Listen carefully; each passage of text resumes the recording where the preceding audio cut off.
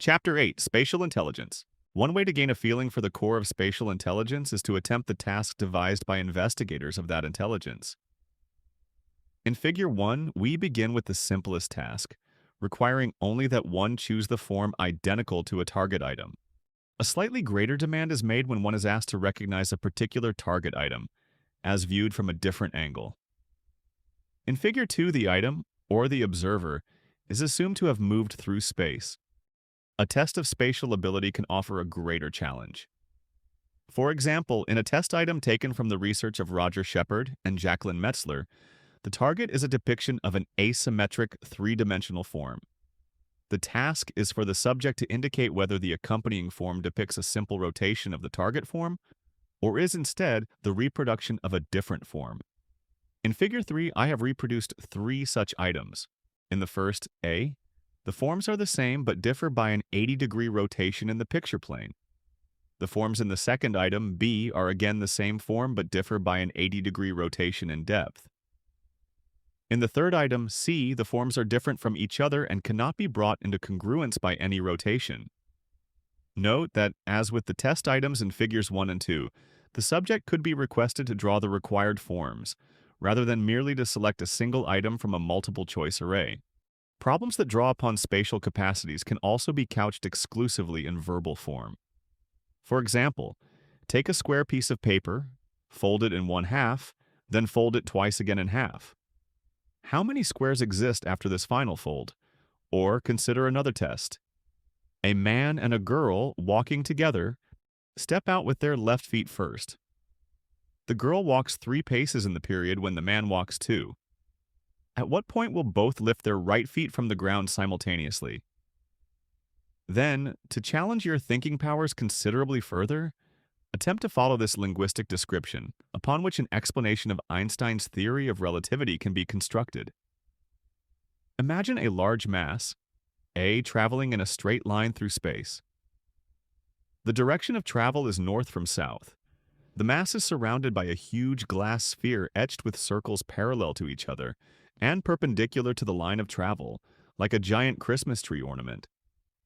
There exists a second mass, B, in contact with the glass sphere at one of the etched circles. B's contact with the sphere is at some point below the largest circle, which is the middle circle.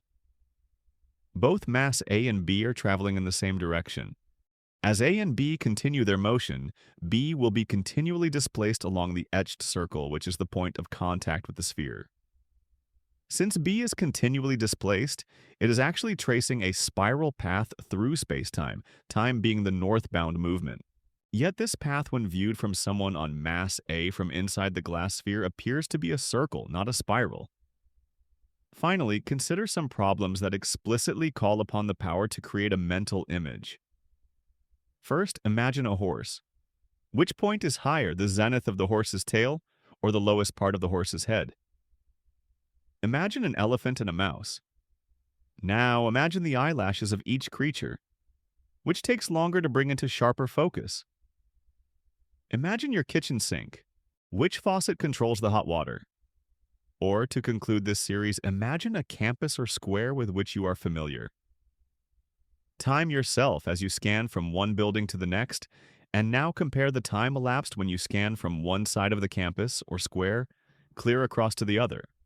By now, you should have an intuitive grasp of the capacities that researchers believe are central to spatial, or as it is often termed, visual spatial thinking. Does this family of tasks appear to draw on special cognitive mechanisms? You may also have formed some preliminary opinion on controversial issues. Is there such a discrete capacity as visual or spatial imagery? Can problems that appear to call upon spatial capacities be solved exclusively through verbal or logical mathematical means? If, for example, you solve the problem of folding paper simply by multiplying 2x2x2, you are following a logical mathematical path.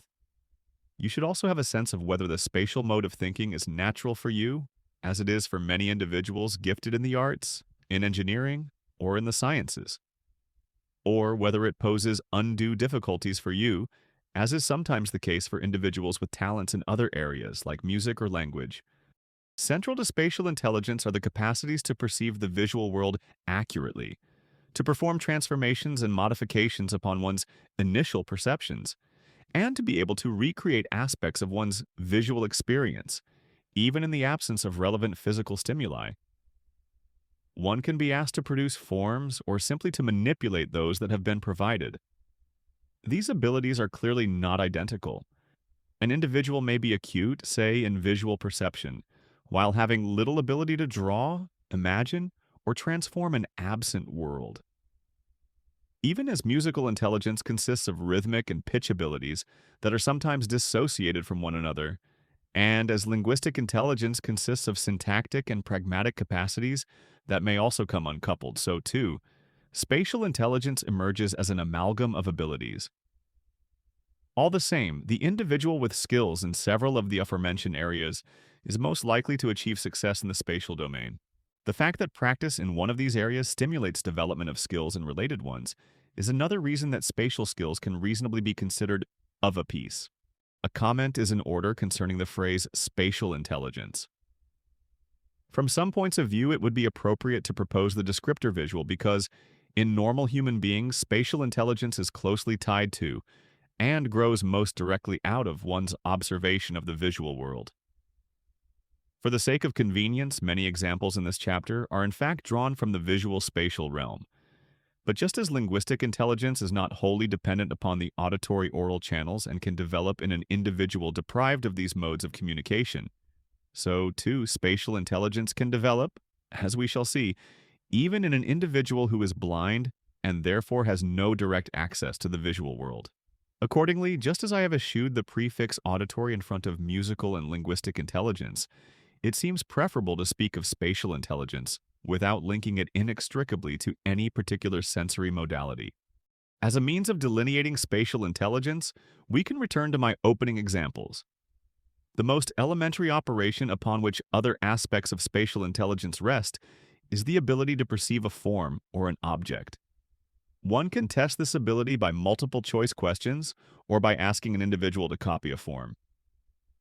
Copying turns out to be a more demanding assignment, and often latent difficulties in the spatial realm can be detected through errors in a copying task. Analogous tasks can, incidentally, be posed in the tactile modality for both blind and sighted individuals. Once one is asked to manipulate the form or the object, appreciating how it will be apprehended from another viewing angle, or how it would look or feel were it turned around, one enters fully into the spatial realm, for a manipulation through space has been required. Such tasks of transformation can be demanding, as one is required to mentally rotate complex forms through any number of twists and turns. Roger Shepard, one of the leading students of spatial intelligence, has shown the amount of time that it takes to judge whether two forms are in fact identical, as in Figure 3, is tied directly to the number of degrees through which one form must be displaced in order to coincide with the other.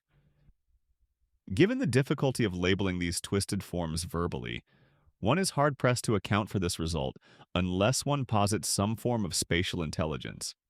In fact, subjects seem to approach this task by attempting to move the form through the requisite number of degrees, as if it existed in real space. Problems of still greater difficulty can be posed in the object or picture domain.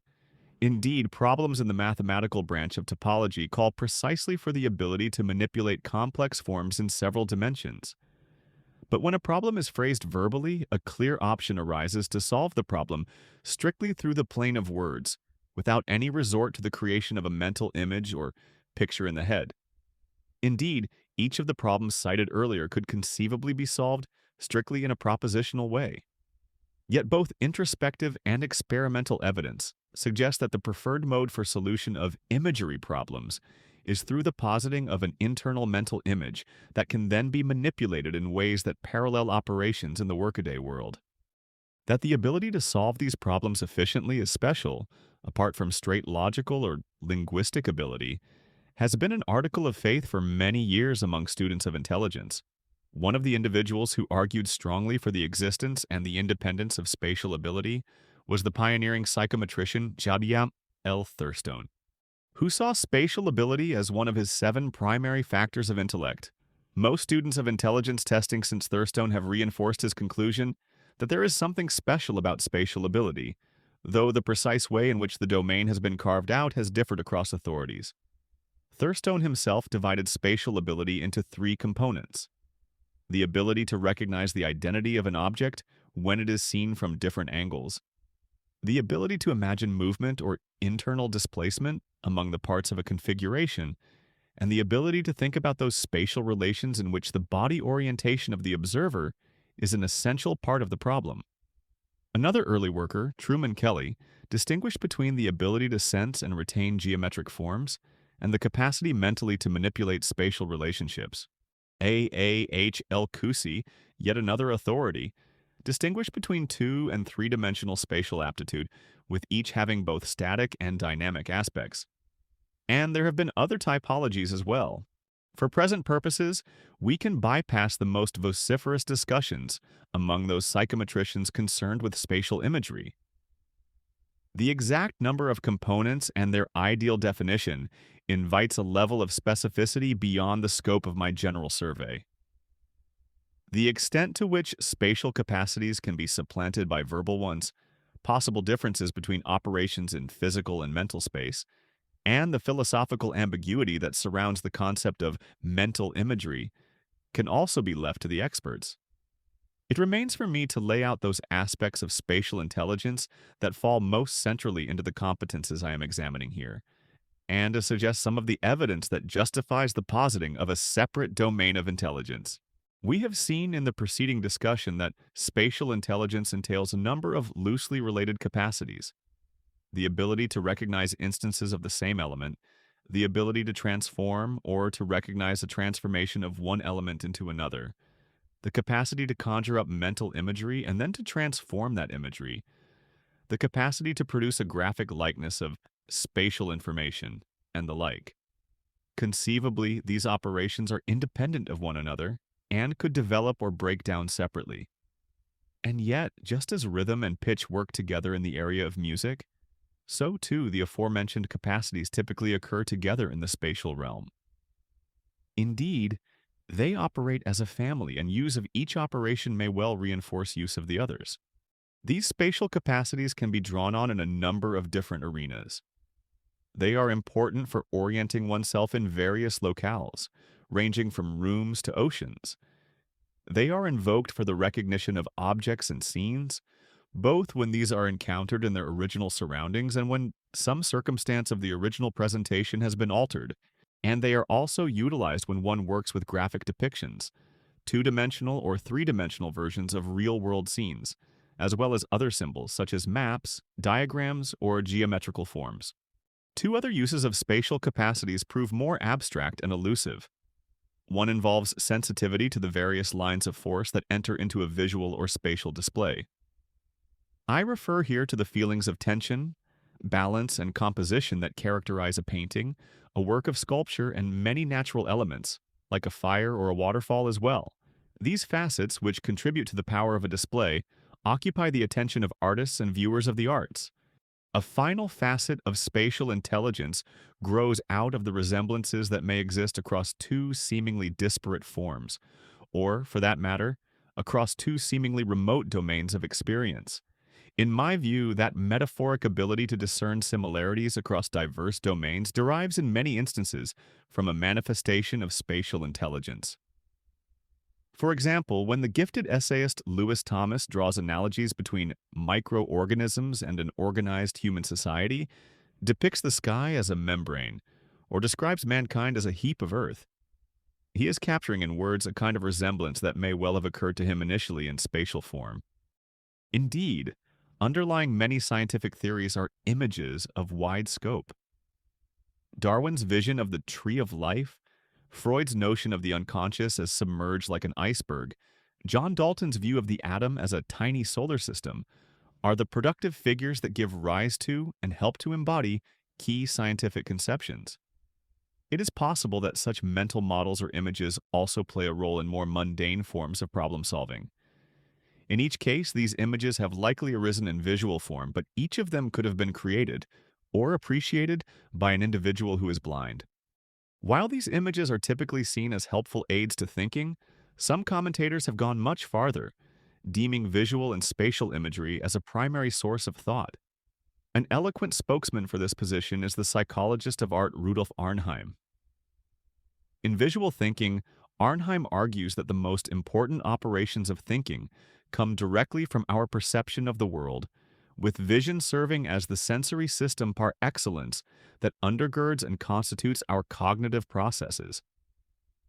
As he puts it, the remarkable mechanisms by which the senses understand the environment are all but identical with the operations described by the psychology of thinking.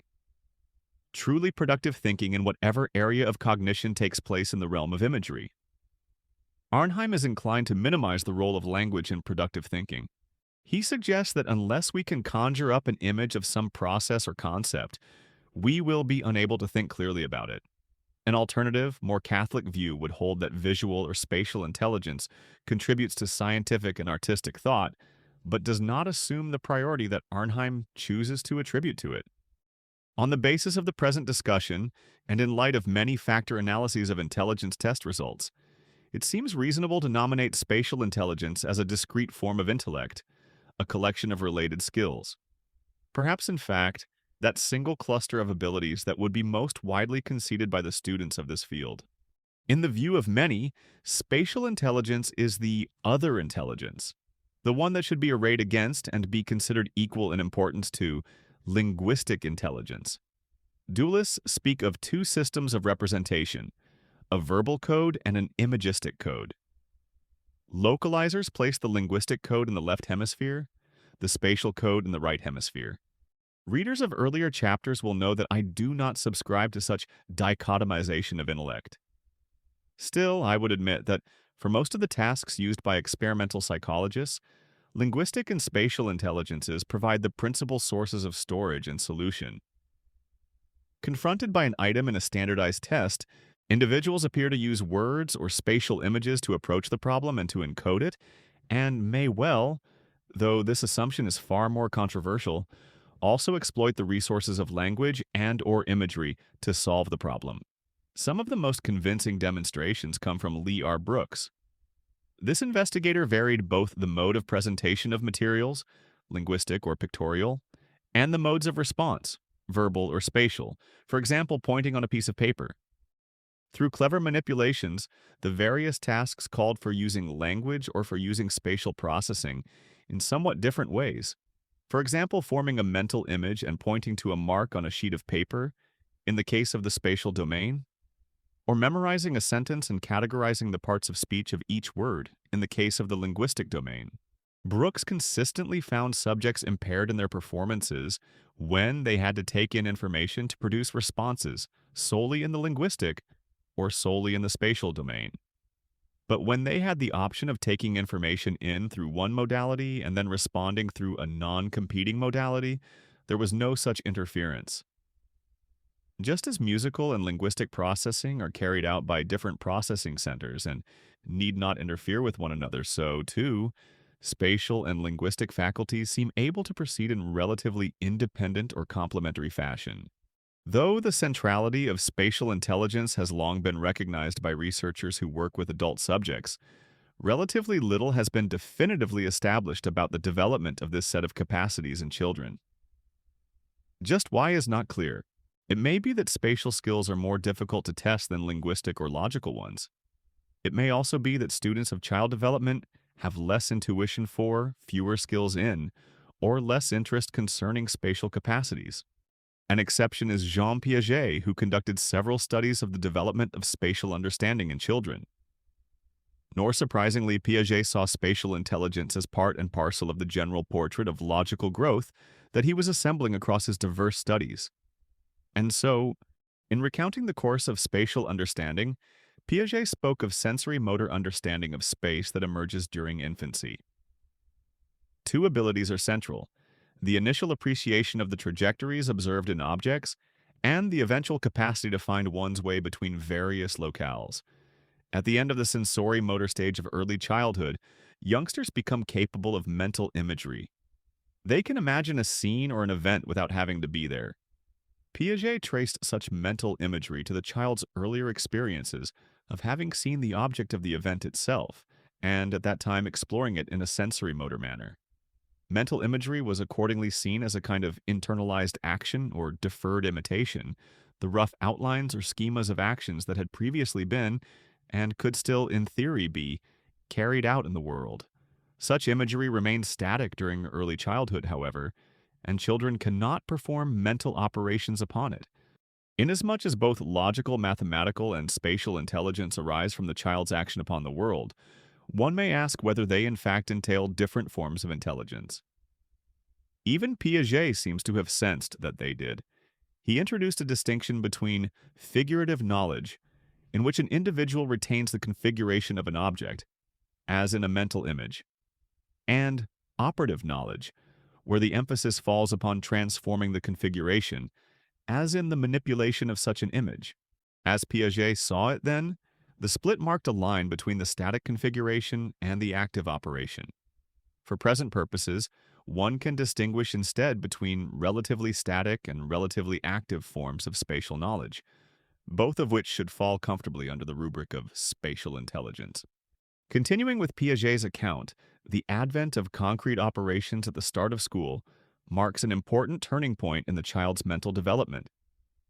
The child has now become capable of far more active manipulation of images and objects in the spatial realm. Through reversible mental operations, he can now appreciate how objects look to someone situated elsewhere. Here we encounter the well-known phenomenon of decentration, where the child can indicate what a scene would look like to someone seated in another part of the room, or how an object would look if rotated in space. Yet this variety of spatial intelligence is still restricted to concrete situations and events. Only during the formal operation era, at the time of adolescence, can the youth deal with the idea of abstract spaces or with formal rules governing space. Thus, geometry comes to be appreciated by the adolescent, or by the mathematically precocious child, who is newly able to relate the world of figural images to propositional statements, and to reason about the implications of various kinds of transformation. We thus see a regular progression in the spatial realm, from the infant's ability to move around in space, to the toddler's ability to form static mental images, to the school child's capacity to manipulate such static images, and finally to the adolescent's capacity to relate spatial relations to propositional accounts. The adolescent, being able to appreciate all possible spatial arrangements, is in a favorable position to join together logical, mathematical, and spatial forms of intelligence into a single geometric or scientific system. As in other areas of study, Piaget provided the first general picture of spatial development, and many of his observations and characterizations have stood the test of time. For the most part, however, he restricted himself to paper and pencil or to desktop measures of spatial ability, and so largely ignored the child's understanding of the broader spatial environment. There have recently been studies of the child's broader spatial understanding, and these yield intriguing findings. It turns out that children of age 3 or less can retrace a route that they knew motorically, but have difficulty anticipating what sorts of things they will encounter in regions that they have not themselves visited, but about which they have accrued some independent knowledge. For example, from verbal descriptions or from a visit to a neighboring location. When children do manage to find their way around, landmarks play a central part. Representing this knowledge poses a whole host of challenges. Even older children have difficulty in capturing, in some other format, their intuitive knowledge of layout. Thus, a 5 or 6-year-old may know his way satisfactorily around a layout, even an unfamiliar one, but when asked to describe it in words or to draw a picture or a map, the child will either fail altogether or will offer an essentially oversimplified and hence unhelpful account. For example, describing the path as a straight line, even though it is in fact convoluted. What proves most difficult for school-age children is to coordinate their knowledge of a spatial layout, as gained from a number of disparate experiences, into a single overall organized framework. Put differently, the children may know their way around many areas in their neighborhood or town, and in fact, never fail to find what they are looking for. Yet they often will lack the capacity to provide a map, a sketch, or an overall verbal account of the relationship among several spots. Representing their piecemeal knowledge in another format or symbol system proves an elusive part of spatial intelligence. Or perhaps one could say, while children's spatial understanding develops apace, The expression of this understanding via another intelligence or symbolic code remains difficult. If spatial intelligence has been neglected in studies of children, it has certainly partaken of its fair share of the research enterprise in neuropsychology. In fact, with the possible exception of language, there has probably been more established about spatial abilities in the brain than about any other human faculty. The outcome of this research tradition is clear and persuasive. Just as the left hemisphere of the brain has, over the course of evolution, been selected as the preeminent site for linguistic processing, the right hemisphere of the brain, and in particular the posterior portions of the right hemisphere, proves to be the site most crucial for spatial and visual spatial processing. To be sure, the right hemisphere is not quite so decisive in the case of spatial processing as the left hemisphere is for language. For instance, sizable deficits in spatial ability can also follow upon damage to the left posterior regions. But when it comes to finding one's way around a site, recognizing objects, faces, and scenes, noticing fine details, and many other functions, damage to the right posterior regions is far more likely to cause impairment than damage to any other comparable region in the brain. Moreover, injury to the right hemisphere produces the peculiar phenomenon of neglect, where individuals pay little attention to or altogether ignore the left half of space around them. Thus, performance on tasks or on daily activities where one must monitor both halves of space poses special problems for people with this condition. Evidence comes from three principal lines of study. Of foremost importance are clinical studies of individuals who have suffered injury to the brain through stroke or other kinds of trauma. It has been amply documented that lesions to the right parietal regions cause difficulties in visual attention, spatial representation and orientation, imagery production, and memory. The bigger the lesion, the more pronounced the difficulty. Presence of even a small lesion in the left hemisphere, in addition to right hemisphere damage, suffices to devastate an individual's spatial functioning. A second and closely allied line of evidence comes from the performance of unilaterally brain-injured individuals on standard tests of spatial functioning. From the work of Nelson Butters and his colleagues at the Boston Veterans Administration Medical Center, we have convincing demonstrations of particular difficulties faced by right hemisphere patients in transforming visual arrays, in anticipating how they will appear from other vantage points, in reading a map or finding their way around an unfamiliar space, and in encoding and remembering visual and spatial information. This damage rarely impairs linguistic ability, such as the reading of symbols, to a significant extent. Left hemisphere dominance for language is sufficiently profound to permit linguistic forms to be apprehended despite massive right hemisphere damage. Studies in other laboratories have documented further difficulties. Brenda Milner and Doreen Kimura have shown that patients with right temporal excisions are impaired in recognizing overlapping nonsense figures and dot patterns. Elizabeth Warrington has documented a difficulty among right hemisphere injured patients in recognizing familiar objects presented in unusual perspectives. And a number of investigators have noted that right hemisphere patients exhibit particular difficulties in making drawings. The drawings of such patients tend to include details in disparate places, to lack an overall contour, and to feature that neglect of the left half of space that is a peculiar sequel of right hemisphere brain diseases. These drawings reveal an almost exclusive dependence upon propositional knowledge regarding the object, the names of the features of that object, rather than sensitivity to the actual perceived contours of the entities and of the parts to be depicted. One might question whether such effects of brain damage can be circumvented by linguistic strategies. Right hemisphere patients do indeed try to use language to aid themselves. They will challenge the task, try to reason their way to a solution aloud, or even confabulate answers.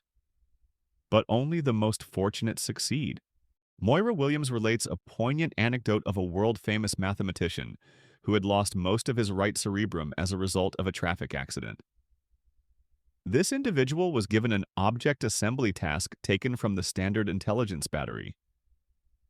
Exploiting his preserved linguistic knowledge about principles of spatial relations, the man quipped, "One can always use geometry."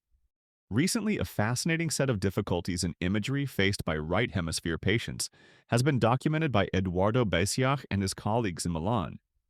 It turns out that individuals who exhibit a neglect of the left half of space in ordinary life display much the same symptoms in dealing with mental imagery. That is, these patients prove able to image the right half of objects or scenes, but not the left. This finding was dramatically shown by asking brain-injured individuals to image the famous Duomo Square in the heart of downtown Milan. Told to imagine the square as seen from one vantage point, the patients were able to describe all the objects in the right half of their field, but none in the left half. Then, requested to image while standing at an opposite side, they were able to name the objects seen on the right side, those objects formerly omitted, but not those on the left, those objects formerly listed. A more compelling case for the psychological reality of visual imagery would be difficult to envision. Picture of right hemisphere involvement in spatial tasks, and particularly the involvement of the parietal lobe, seems firmly established. Indeed, it is my belief that the neural basis for spatial intelligence is more likely to be clarified in the foreseeable future than that underlying any other of the intelligences treated here.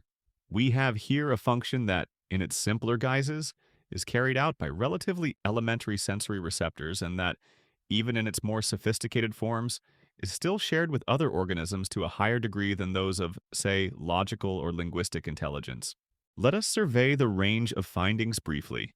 From studies at the single-cell level by researchers like David Hubel and Torsten Wiesel, a great deal has already been established about the perception of lines, angles, edges, and the other building blocks of objects. From studies by Charles Gross, Mortimer Mishkin, and others who record from the inferior temporal regions of the primate brain, we also know a considerable amount about the perception and recognition of entire objects. It appears that inferior temporal neurons participate in coding of the physical attributes of visual stimuli, perhaps by serving as integrators of that information about depth, color, size, and shape that is recorded in the prestriate cortexes. There is a distance, but a navigable one, between this elementary recognition of objects and that ability to trace the relationships among objects that proves central in spatial intelligence. Other brain regions will certainly be involved. For instance, the frontal lobes seem crucial for remembering a spatial location, but the relevant connections can be traced as well. Once this story has been laid out, we may be in a position to explain the operation of spatial intelligence in neuronal terms. And then we can begin to investigate the even more vexed issue of how this form intertwines with those intelligences that are more exclusively the prerogative of Homo sapiens. The evolution of spatial intelligence also seems more continuous with processes found in infrahumans than appears to be the case with other intelligences. The group life of many primates, today and millions of years ago, seemed linked to spatial skills. On nearly all accounts, spatial intelligence assumed pivotal importance for a roving band, whether it was involved in gathering or in hunting. When individuals needed to traverse wide spaces and return safely to their homes, it was important to have keen spatial intellect. Otherwise, the chance of getting lost would be too great. Such skill remains dramatically present in the Arctic today. In the face of near uniformity of landscape, every visual detail must be important, and Caucasians who have traveled with the Eskimos frequently remark upon their apparently extraordinary ability to find their ways through what appears to be a featureless terrain by remembering visual configuration. The premium on spatial skills may also help to explain why sex differences appear more regularly in tests of spatial intelligence than on most other forms of intelligence. To the extent that hunting and wandering were preeminently male preoccupations, there would be more of a selective advantage for males to evolve highly developed visual spatial abilities, and more likely an early death for those who lacked such skills. The marshalling of spatial abilities for solving problems has been an interest of comparative psychologists. It is worth recalling the pioneering studies of Wolfgang Köhler with the great apes on Tenerife during the First World War. Köhler was able to show that at least some great apes, and in particular the fabled sultan, could make tools by combining two or more objects, whose potential visual spatial integration they were able to anticipate. While interpretation of Köhler's demonstrations is not straightforward, most analysts are comfortable with the notion that the chimpanzees were able to envision, to create an image of, the state of affairs that would obtain, were they able, say, to connect two sticks in a certain way. Such insight proved a necessary and often a sufficient precursor for solving a problem and gaining a desired object. We can here see in non-human primates an initial manifestation of the kind of spatial intelligence that many humans have brought to an extremely high level of accomplishment. How spatial abilities unite with bodily skill in the area of tool use is an issue that will concern us in the next chapter. Until now, I have spoken of spatial capacities as they develop in normal children, and as they are represented in the nervous systems of normal and brain-injured adults. Even though the lines of spatial intelligence are in general regular, there are clear anomalies, and these can sometimes provide fresh insight into spatial intelligence. The question of blind individuals immediately arises. Certain experiences, such as color, are forever closed to the individual blind from birth, while many others, such as apprehension of perspective, can be grasped only with the greatest difficulty. Nonetheless, research with blind subjects has indicated that spatial knowledge is not totally dependent upon the visual system, and that blind individuals can even appreciate certain aspects of pictures. A leading student of this issue has been John Kennedy of the University of Toronto. Kennedy and his associates have demonstrated that blind subjects, as well as normal subjects who have been blindfolded, can readily recognize geometrical shapes that have been presented via raised line drawings. The blind individual tends to convert spatial experiences into the number of steps, or finger movements, taken in a certain direction and into the kind of motion needed. Size must be discovered through indirect methods, such as running one's hand along an object. The more movement in time, the larger the object appears to be. The blind individual can exploit cues like straightness, curvature, and prominence of features to recognize more complex figures, shades of visual imagery measures. In Kennedy's view, there is a perceptual system common to both the tactile and the visual modalities. Insights gleaned by normal individuals from a combination of these modalities prove accessible to the blind from the tactile realms alone. Studies of drawing by Susanna Miller of Oxford University reinforce this picture. Blind children display in their drawings many of the same features and problems exhibited by younger sighted children. For example, blind children are uncertain where and how to place objects on a canvas. Initially, they do not appreciate how to depict the body in 2 dimensions, nor how to array figures along the bottom of the flat page. But once they appreciate that drawing is possible with a raised line, and that certain experiences known by touch can be realized by such a line, their drawings come to resemble those of sighted subjects. Miller concludes that drawing depends upon the acquisition of rules for which prior visual experience is a facilitating, but not a necessary condition. The absence of visual feedback during drawing wreaks effects chiefly on the degree of articulation and precision in the drawing. Gloria Marmor has filled out this picture by showing that blind children are also capable of rotating figures and appreciating mirror images. She concludes, without using mental imagery, the early blind appear to organize the attributes of tactile forms into spatial representations that, like visual images, allow all attributes to be entertained simultaneously and are specific enough to make possible mirror image discrimination. Probably the most dramatic account of spatial abilities in the blind comes from studies by Barbara Landau and her colleagues at the University of Pennsylvania. In one investigation, a congenitally blind 2.5-year-old child proved able to determine the appropriate path between 2 objects after traveling to each of these objects only from a third location. In order to set the course between objects along a route that she had never herself followed, the child had to be able to detect the distances and the angular relationship of the familiar paths, and then derive the angle of the new path from this information. Clearly, her accomplishment indicates that the metric properties of space can be inferred in the absence of visual information. Moreover, the same child seen again at age 4 was able to use a tactile map in order to find a prize located in the room. Though the child had never before been exposed to a map, she was able immediately to grasp the concept of one, including its arbitrary symbols, and to use it to guide her to the desired location. From such demonstrations, Landau and her colleagues reached a conclusion vital to our own study. Spatial representational systems are equally accessible to visual or to tactile experience, and there's not necessarily a privileged relationship between visual input and spatial intelligence. Individuals with other kinds of pathology do display characteristic deficits in their spatial perception. One such population are females with Turner's syndrome, a condition involving lack of a second X chromosome. While normal in linguistic matters, victims of this condition exhibit spatial problems across the board, ones not reducible simply to problems in visual perception. Individuals with cerebral palsy exhibit disordered eye movements, which in turn leads to difficulties in depth perception and to poor performance on a host of visual spatial measures. Numerous children who have brain damage also exhibit special difficulties in visual spatial tasks. For example, in perceiving and understanding the diagonal, there is at least suggestive evidence that some of these individuals suffer from a junior version of a right hemisphere syndrome. As for visual imagery, wide individual differences are reported. Indeed, researcher Stephen Koslin indicates that he cannot use many individuals as subjects in his studies, for they report absent or very poor visual imagery. In his pioneering investigation of the imagery faculty, Francis Galton found that when asked to recall the scene of that morning's breakfast, scientists typically reported little or no visual imagery, while individuals of apparently modest intellectual powers often reported detailed, concrete imagery.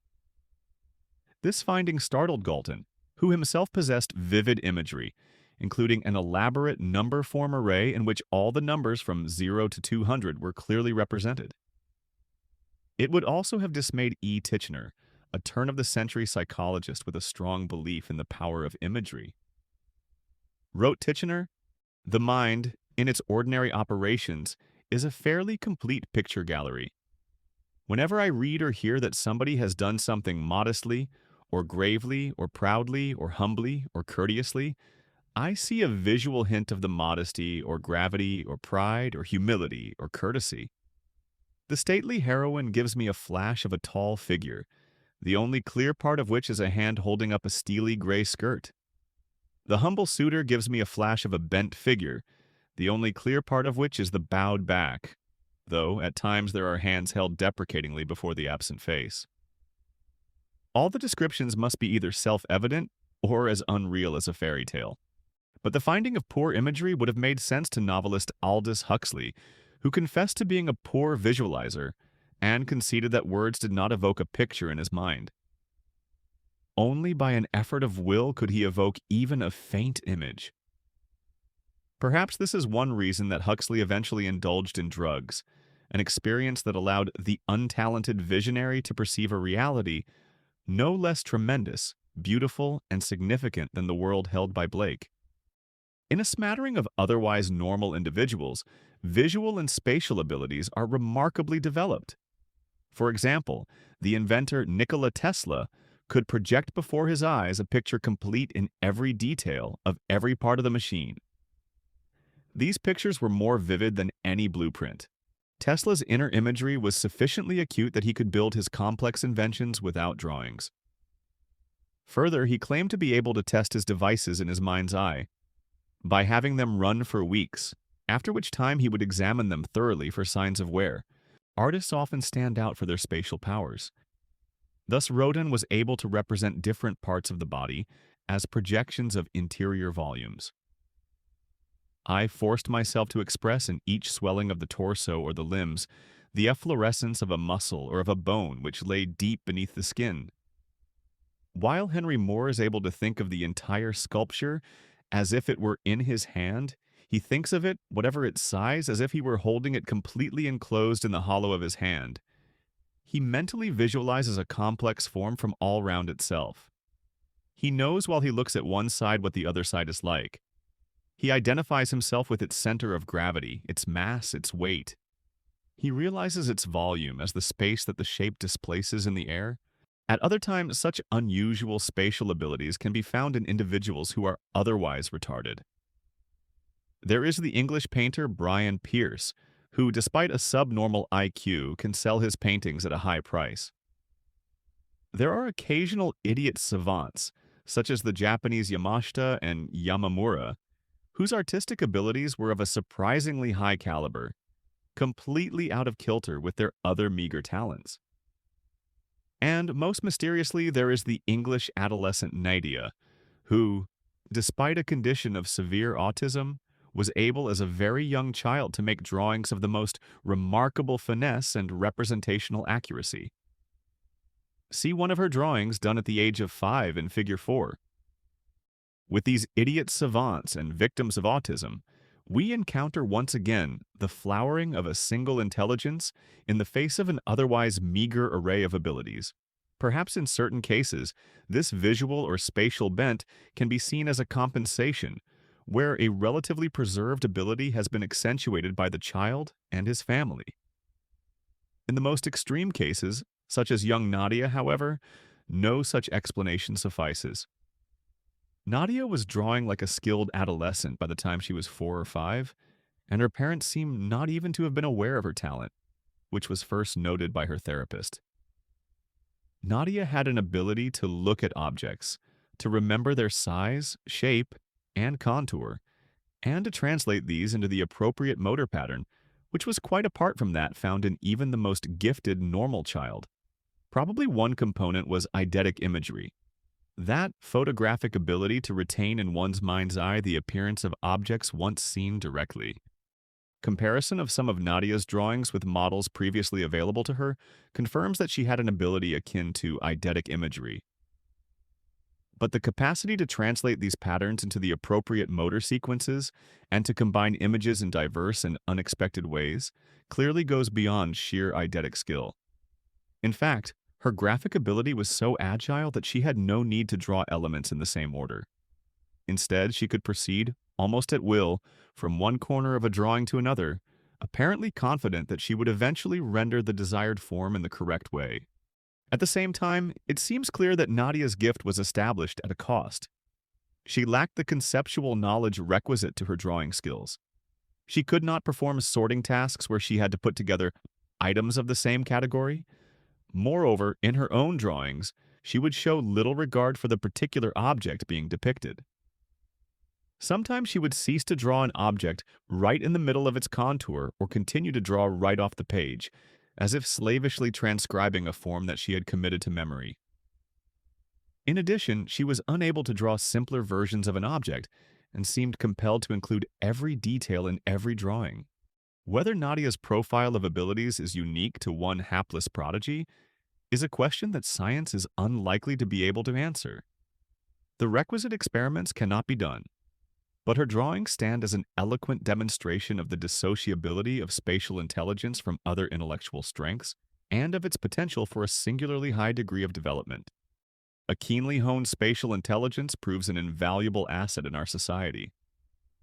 In some pursuits, this intelligence is of the essence, for example, for a sculptor or a mathematical topologist.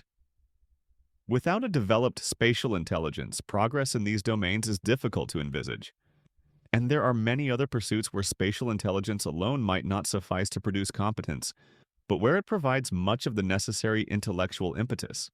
In the sciences, the contribution of spatial intelligence is readily apparent. Einstein had an especially well-developed set of capacities. Like Russell, he became mesmerized in first reading Euclid, and it was to the visual and spatial forms and their correspondence that Einstein was most strongly drawn. His intuitions were deeply rooted in classical geometry. He had a very visual mind.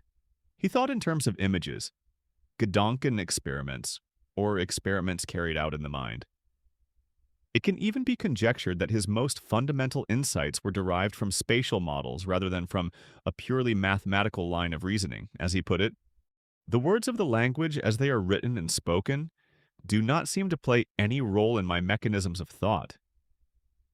The psychical entities which seem to serve as elements in thought are certain signs and more or less clear images which can be voluntarily reproduced or combined. The above-mentioned elements are in my case of visual and some of muscular type. The vivid role of imagery in the solution of problems has often been recounted by scientists and inventors. In one of the most famous of such accounts, the chemist Friedrich Kekulé came across the structure of the benzene ring. He fell asleep, and again the atoms were gambling before my eyes. My mental eye could not distinguish larger structures all twining and twisting in snake-like motion. But look, what was that? One of the snakes had seized hold of its own tail, and the form whirled mockingly before my eyes. As if by a flash of lightning, I awoke. These insights had suggested to Kekulé that organic compounds like benzene are not open structures but closed rings. And in a moment closer to our own times, the structure of the DNA molecule, as ferreted out by James Watson and Francis Crick, depended critically upon the ability to sketch the various ways in which molecules might be bound with one another. These experiments, sometimes constructed in the scientists' heads, sometimes on paper, and sometimes using an actual three-dimensional model, led in the end to the correct reconstruction of the double helix. Spatial thinking of the sort sketched at the beginning of this chapter can participate in the scientific process. Sometimes the actual problem is spatial, as in the case of the building of the DNA models. And so the answer involves thinking, or even direct modeling in this medium. Sometimes the spatial gift can provide a helpful, though perhaps not a necessary, metaphor or model for the process, as happened when Darwin came to think of the origin of species as an ever-branching tree, and of the survival of the fittest as a race among species members. Progress in science may, in fact, be closely yoked to the development of certain spatial displays. According to E. Ferguson, many of the problems in which scientists and engineers are engaged cannot be described in verbal form. The scientific progress in the Renaissance may have been intimately tied to the recording and conveying of a vast body of knowledge in drawings, as, for instance, in the renowned sketches of Leonardo da Vinci. Instead of memorizing lists of objects or parts, as medieval workers often had to do, aspiring scientists could now study the actual organization of machines and organisms that were not available for inspection.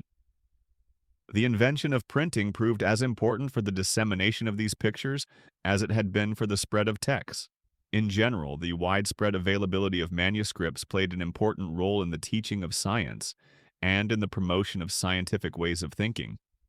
Clearly, spatial knowledge can serve a variety of scientific ends, as a useful tool, an aid to thinking, a way of capturing information, a way of formulating problems, or the very means of solving the problem. Perhaps McFarland Smith is right when he suggests that after individuals have attained a certain minimal verbal facility, it is skill and spatial ability that determines how far one will progress in the sciences. It must be stressed that the involvement of spatial reasoning is not uniform across various sciences, arts, and branches of mathematics. Topology exploits spatial thinking to a much greater extent than does algebra. The physical sciences depend upon spatial ability to a greater extent than do the traditional biological or social sciences, where verbal abilities are relatively more important. Individuals with exceptional gifts in the spatial area, such as Da Vinci or the contemporary figures Buckminster Fuller and Arthur Loeb, have the option of performing not only in one of these spheres but across a number of them, perhaps excelling in science, engineering, and various of the arts. Ultimately, one who wishes to master these pursuits must learn the language of space and thinking in the spatial medium. Such thinking includes an appreciation that space allows the coexistence of certain structural features while disallowing others. And for many, thinking in 3 dimensions is like learning a foreign language. The number 4 is no longer a digit larger than 3 and less than 5. It is the number of vertices as well as the faces of a tetrahedron.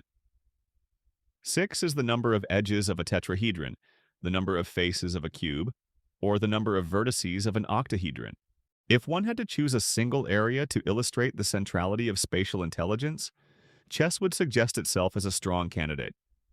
The ability to anticipate moves and their consequences seems closely tied to strong imagery, and indeed, chess masters have generally had outstanding visual memory, or visual imagination as they call it. Yet a close examination of these individuals reveals that they possess a special kind of memory. In a pioneering study nearly a century ago, Alfred Binet, the founder of intelligence testing, examined mnemonic virtuosity in blindfolded chess. This is a form in which, classically, individuals play several games simultaneously against an equal number of opponents. The opponents can each see the relevant board, but the blindfolded chess player cannot. His only cue is a recitation of the last move made by his opponent, and on that basis, he must make his move. What do the players themselves say? In Binet's report, we get an initial clue from a Dr. Teresh who writes, "Some part of every chess game is played blindfold. For example, any combination of 5 moves is carried out in one's head, the only difference being that one is sitting in front of the chessboard. The sight of the chessman frequently upsets one's calculations. We encounter here evidence that the game is typically represented at a relatively abstract level. The identities of the pieces, let alone their physical attributes, are completely extraneous. What is important is the power of each piece, what it can and cannot do. In Binet's view, successful blindfolded chess depends upon physical endurance, great powers of concentration, scholarship, memory, and imagination. For its practitioners, chess is a completely meaningful enterprise, and so they strive to capture the essence of an encounter on the board. Each game has its own character, its own shape, which impresses itself upon the chess player's sensibility. Says a Mr. Goetz, "I grasp it as a musician grasps harmony in his orchestra. I am often carried to sum up the character of a position in a general epithet. It strikes you as simple and familiar, or as original, exciting, and suggestive." So Binet comments, "It is the multitude of suggestions and ideas emanating from a game which makes it interesting and establishes it in memory." The blindfolded player must remember primarily lines of reasoning and strategies. As he tries to recall a given position, he recollects his reasoning at an earlier time, and thus gets on the track of a particular move. He does not remember that move in isolation, but remembers rather that he had a particular plan of attack and that the move was required to carry out that attack. The move itself is only the conclusion of an act of thinking. That act itself must first be recaptured. In fact, one method used by players to help themselves is to pursue a different strategy of play in each game, a procedure that helps make each game more distinctive. What of chess memory? Chess players have fabled memories, particularly of important games in their past. But again, this memory does not reduce to sheer rote recall. Rather, for the good player, the game has as distinctive and individual a character as a particular play read, movie seen, or trip taken. Binet contrasts this memory with that of an idiot savant. The idiot savant can remember something slavishly, but once it is played out, the memory as a whole vanishes because it harbors no intrinsic significance. In sharp contrast, the memory of the chess player proves far more lasting, for it encodes plans and ideas, not rote lists. Nonetheless, the blindfolded master must somehow keep the board in mind. Here are the introspections of one leading master. To envision a position, I keep it before me continuously in all its plasticity. I have a very clear picture of the chessboard in mind, and lest the inner image be disturbed by visual sensations, I close my eyes. Then I people the board with the chessmen. The first of these operations, that is, the attainment of a mental image of the chessboard, is the prime essential. Once you can see the board clearly before your closed eyes, it is not difficult to imagine also the pieces, at first in their familiar initial array. Now the game starts. Right away it begins to evolve on the chessboard before the mind's eye. It changes the original picture a bit, and I try to retain it in its altered condition. My opponent responds, and again the picture changes. I retain the transformations one after the other. But in Binet's view, the better the player and the more games in which he is involved, the more abstract is the representation of the game. There is no need for a vivid recall of each of the pieces, let alone of their shape and size. What is needed is a more abstract representation, where the general drift of the game is kept in mind, and an inner beacon allows a reconstruction of as much of the game as is needed in order for it to be faithfully followed. No more. Shape and color are unimportant. As Tarrasch puts it, the player absorbed in the strategy of the game does not see a piece of wood with a horse head, but a piece that follows the course prescribed for the knight, that is worth approximately 3 pawns, that is perhaps at that moment badly placed at the edge of the board, or about to wage a decisive attack, or in danger of being nailed down by an adversary. Binet concludes that the best players have a visual memory, but that this memory differs profoundly from that of a painter. It lacks the latter's concrete pictorial quality. Though visual, it is abstract. In fact, it is a kind of geometrical memory. We might compare Binet's conclusion with Napoleon's view of conflict.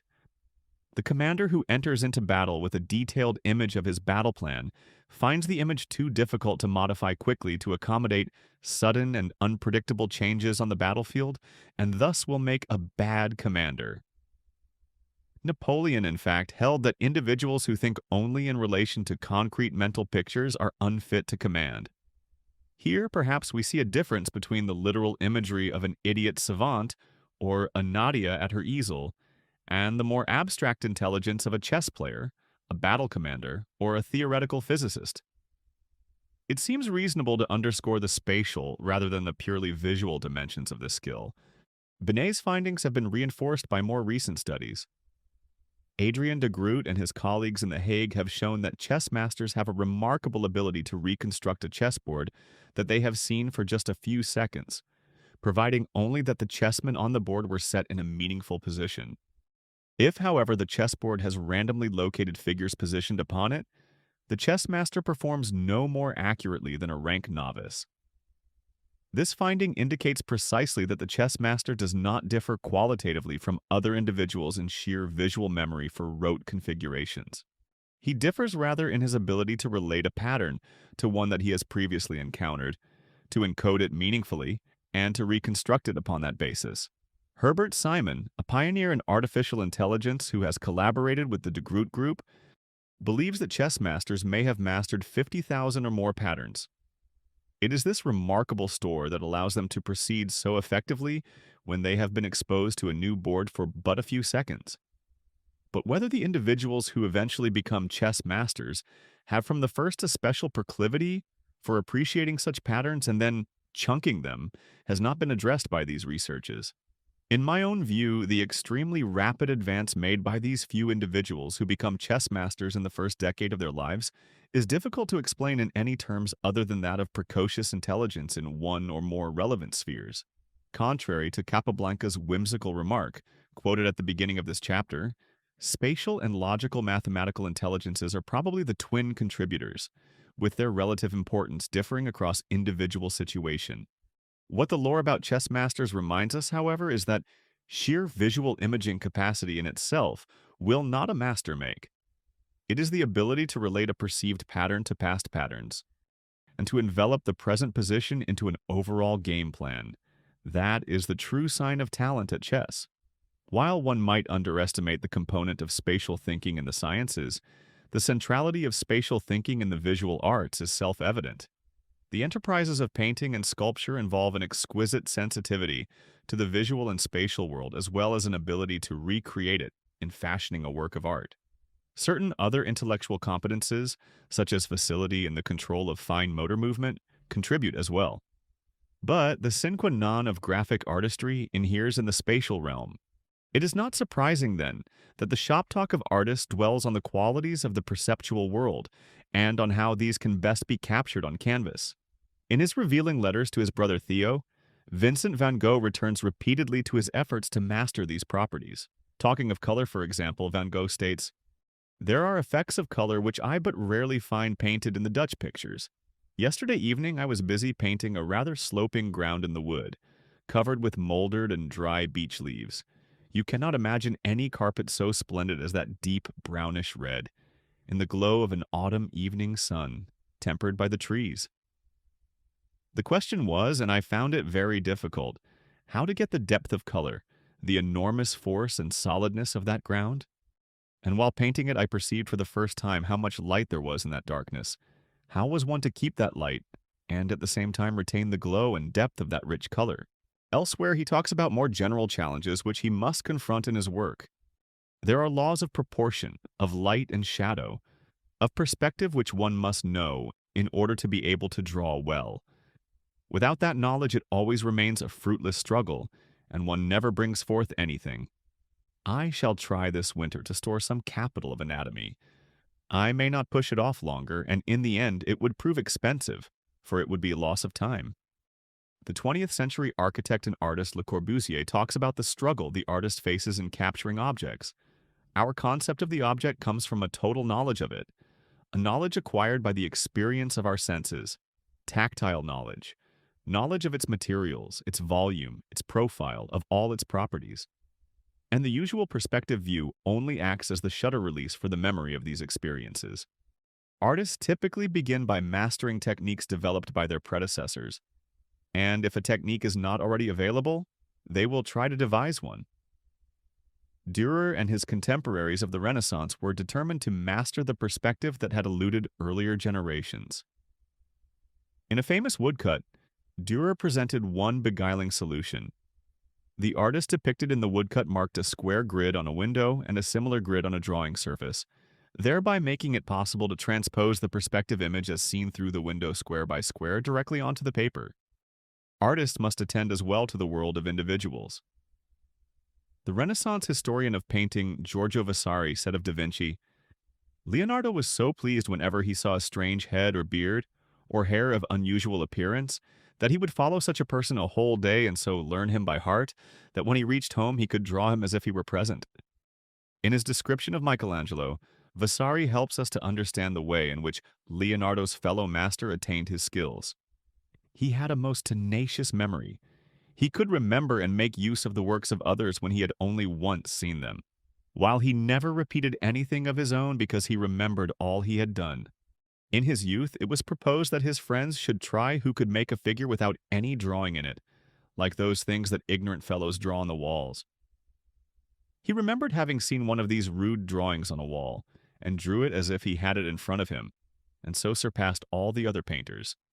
A difficult thing for a man to do who had such knowledge of drawing. Michelangelo may have been born with such accurate visual recall that he was able without effort to realize and recreate all prior percepts. We have evidence, however, from the artist William Hogarth that one can strive to develop one's perceptual and recall powers. I therefore endeavored to habituate myself to the exercise of a sort of technical memory, and by repeating in my own mind the parts of which objects are composed, I could by degree combine and put them down with my pencil. The early habit I thus acquired of retaining it in my mind's eye, without coldly copying it carefully on the spot, whatever I intended to imitate, and Leonardo himself advised his painting students to contemplate, with a reflective eye, the cracks on an old wall in order to see what pregnant forms they might discover therein. In any event, such testimony underscores the extent to which the plastic arts begin with a painstaking observation of the everyday world. However, artistic achievement cannot end there, if only because so much of abstract art remains apart from the world of personal experience. And actually, much of painting takes place at a plane remote from sheer duplication. Picasso claims, painting is poetry and is always written in verse with plastic rhythms, never in prose. Plastic rhythms are forms that rhyme with one another, or supply assonances either with other forms or with the space that surrounds them. According to Rudolf Arnheim, a close student of artistry, both the representational and the abstract artist are concerned with the production of forms whose interactions hold significant meaning for them. Just as a chemist isolates a substance from combinations that distort his view of its nature and effects, so the work of art purifies significant appearance. It presents abstract themes in their generality, but not reduced to diagrams. The variety of direct experience is reflected in highly complex forms. Ben Shahn, one of the premier American artists of this century, speaks of the struggle between idea and image. The idea has to emerge from an image. One thinks of Turner, for this great innovator did manipulate colors and suppress forms to create light. And Sir Herbert Read describes the feat involved in seeing forms, beautiful colors and shapes, rather than physical objects, such as a chair, which is the product of mundane intelligence. All this testimony underscores that aspect of spatial intelligence that I earlier termed sensitivity to composition. Perhaps indeed, once one is deeply interested in painting, problems of design, color, and form become all important, with the particular subject matter a mere point of departure. In support of this speculation, Picasso stresses the formal element in all graphic art and declares, drawing, design, and color are understood and practiced in Cubism in the spirit and manner that they are understood and practiced in all other schools. In the last analysis, there is a definite logic in the pursuit of the arts, one that sets it apart from the imitation of nature and places it close to other areas of rigorous investigation.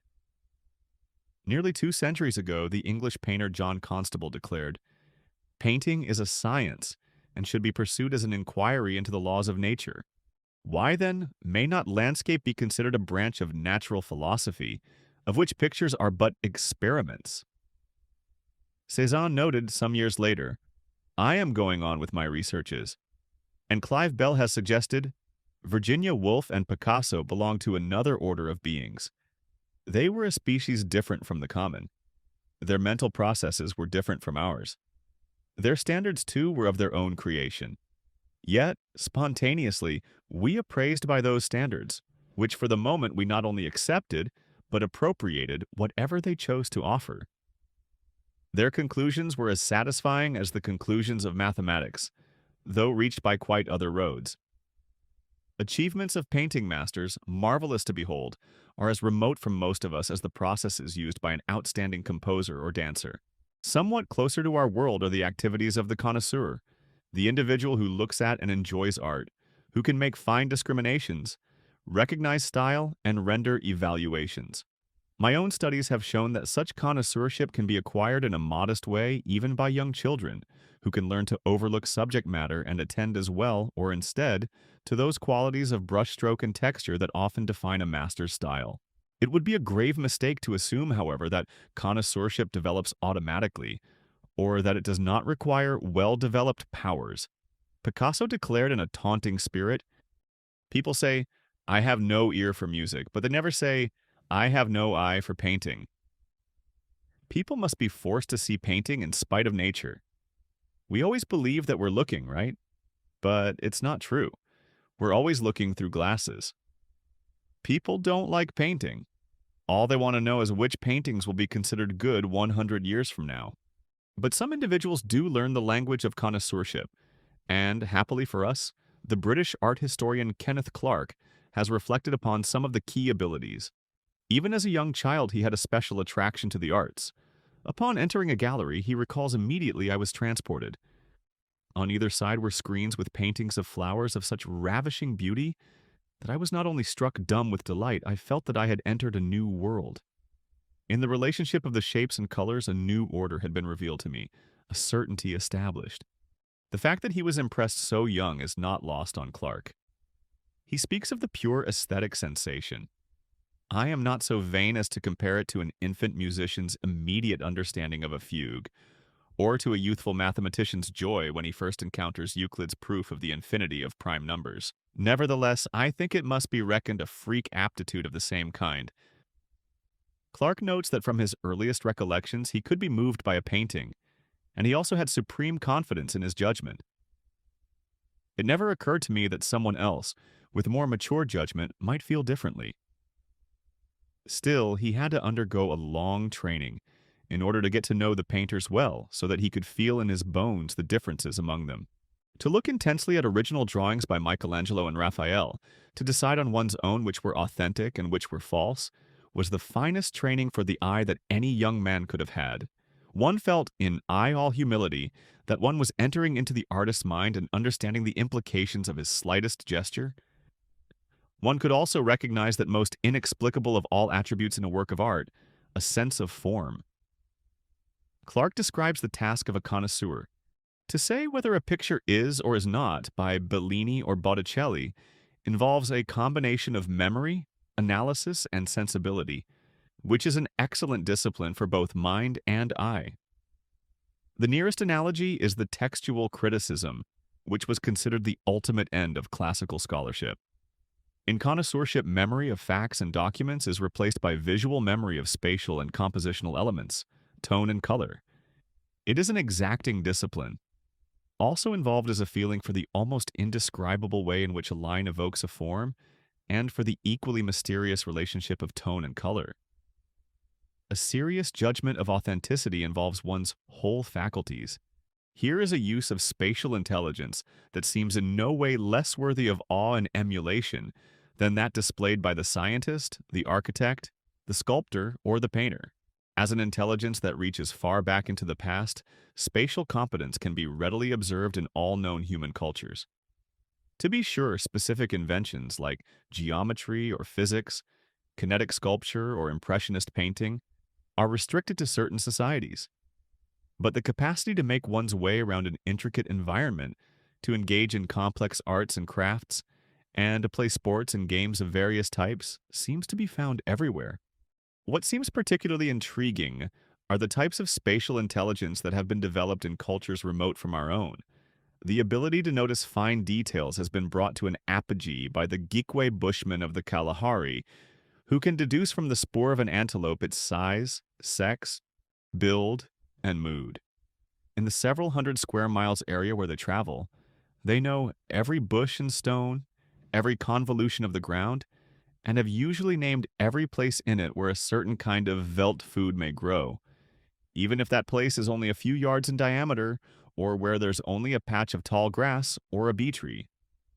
A keen visual memory is equally highly prized among the Kikuyu in Kenya. As a young child, Jomo Kenyatta was taught how to recognize every head of livestock in his family's herd from its color, markings, and size and type of its horns. Then he was tested. 2 or 3 herds were mixed, and he was expected to select the animals belonging to his own family. Or several animals were hidden, and he was asked to inspect the herd and report the missing members. Just as they exploit logical mathematical skills, many games around the world also tap spatial intelligence. Tanzanian children play a game heavily dependent on this ability. 45 beans are arranged in 9 rows to form a triangle. The beans are numbered in order. While the challenger is not looking, other players remove 1 bean at a time, working their way up from the base to the apex by taking beans from alternate edges of each row. The challenger has to call out the number name of each bean as it is removed, but remains silent when the first bean in a row is taken. Thus, he is in the position of the blindfolded chess player who must be able to visualize the absent board. The Shango people of the Congo play a game where complex arrays are drawn in the sand, and the player must copy an array in a single path, without lifting a finger from the sand or retracing any line segment. As in certain games in Western culture, what is at stake here is the ability to use images to plan alternate sets of actions. Quite possibly that union of spatial and logical mathematical skills that we saw at work in chess. The exploitation of spatial competence for more pragmatic ends is also striking. As I noted earlier, Eskimos have developed a high degree of spatial ability, possibly because of the difficulty of finding their way around their environment. They must be able to detect slight cracks in the ice because a breaking ice pack could set one adrift in the ocean. Also, to find one's way back to a few houses in the tundra, the hunter must attend to the angle and shape of small drifts of snow. He must be able to judge weather conditions by carefully observing subtle patterns of dark and light on the clouds. Examples of spatial acuity on the part of certain Eskimos are legendary. For example, Eskimos are said to be able to read as well upside down as right side up, and they can carve complexly designed figures without having to orient them correctly. Eskimos who have never before seen certain equipment are sometimes able to repair it when none of its customary users can. This ability presumably calls for a union of spatial skills with other forms of intelligence. It might be thought that the Eskimo males would perform particularly well in spatial tasks, but in fact, skilled performances are found among Eskimo females as well.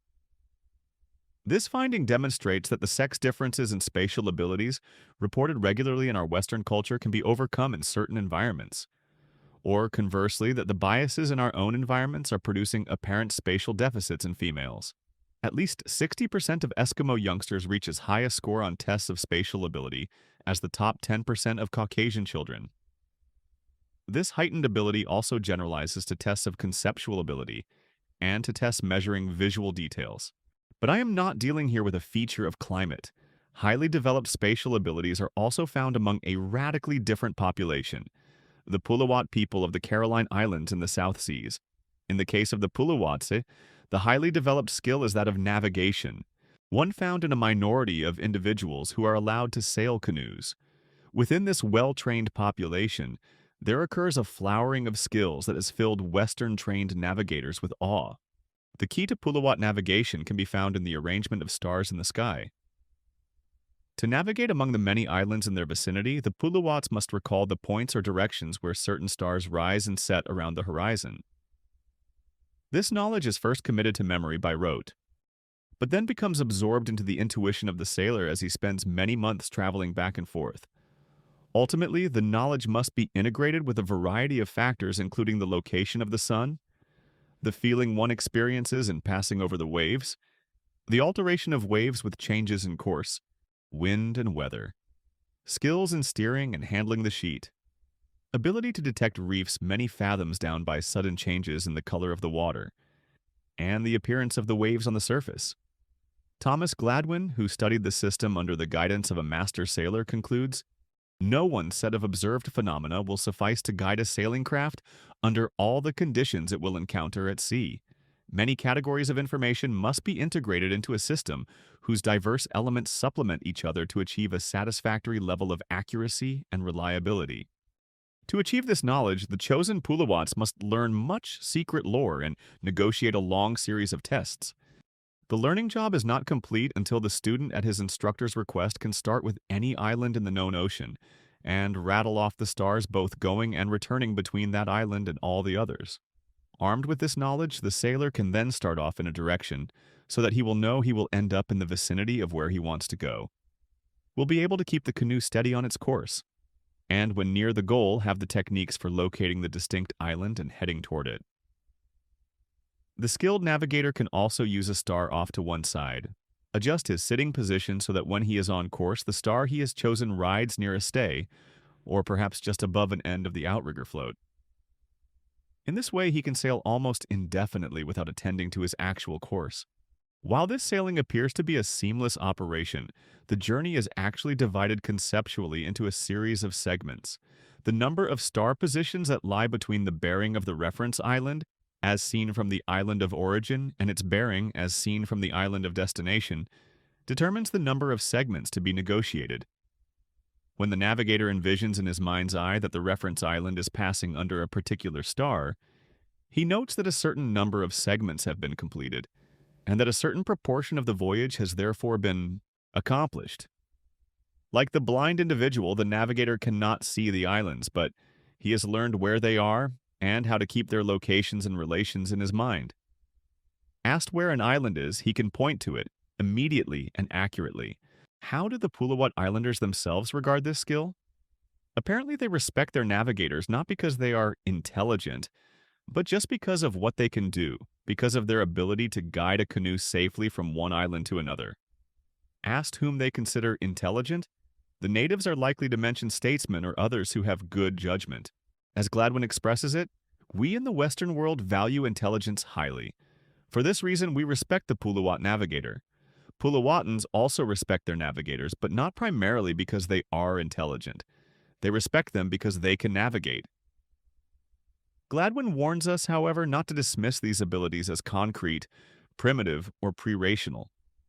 In his view, abstract thinking is a pervasive characteristic of Pulawat navigation.